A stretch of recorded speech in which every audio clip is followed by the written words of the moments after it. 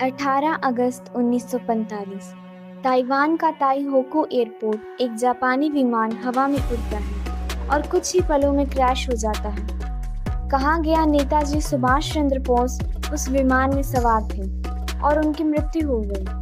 पर क्या सच में ऐसा हुआ? ना कोई शव मिला, ना कोई अंतिम दर्शन, ना कोई आधिकारिक तस्वीर और ना ही कोई ठोस प्रमाण। तो सवाल उठता है, क्या नेताजी सच में मर गए थे या फिर उन्होंने किसी बड़ी योजना के तहत खुद को गायब कर लिया? पहली थ्योरी, प्लेन क्रैश। जापानियों का कहना था कि नेताजी विमान हादसे में घायल हुए और उसी दिन अस्पताल में उन्होंने दम तोड़ दिया। उनकी अस्थियां आज भी टोक्यो के रेनकॉजी मंदिर में रखी गई हैं, लेकिन कई इतिहासकार उनके अनुयायी मानते हैं ये कहानी अधूरी और संदिग्ध है। गुमनामी बाबा, क्या वो नेताजी थे? उत्तर प्रदेश के फैजाबाद में एक रहस्यमयी साधु रहे जिन्हें लोग गुमनामी बाबा कहते थे। उनके पास नेताजी से जुड़ी कई वस्तुएं थी, आईएनए के दस्तावेज, विदेशी चिट्ठियां, यहाँ तक कि नेताजी के करीबी सहयोगियों की चिट्ठियां भी।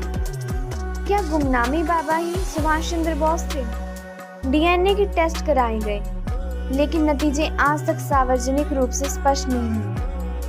रूस वाली थ्योरी।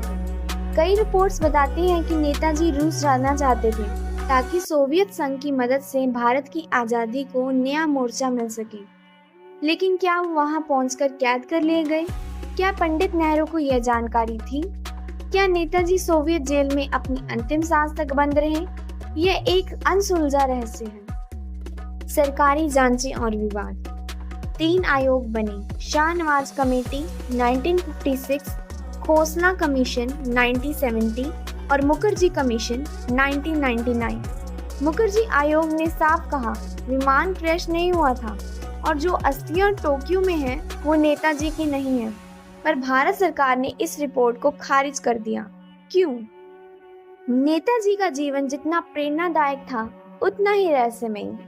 एक क्रांतिकारी जिसने अंग्रेजों की नींव हिला दी, क्या वो इतनी आसानी से इतिहास से गायब हो सकते थे? आज भी लाखों भारतीयों के दिलों में यही सवाल है, क्या नेताजी मरे नहीं थे? क्या वो अब भी जिंदा थे, कहीं किसी कोने में? आपको क्या लगता है? कृपया कमेंट में जरूर बताएं। और अगर आपको इतिहास में रुचि रखते हैं तो चैनल को लाइक करें, शेयर करें और सब्सक्राइब करना ना भूलें।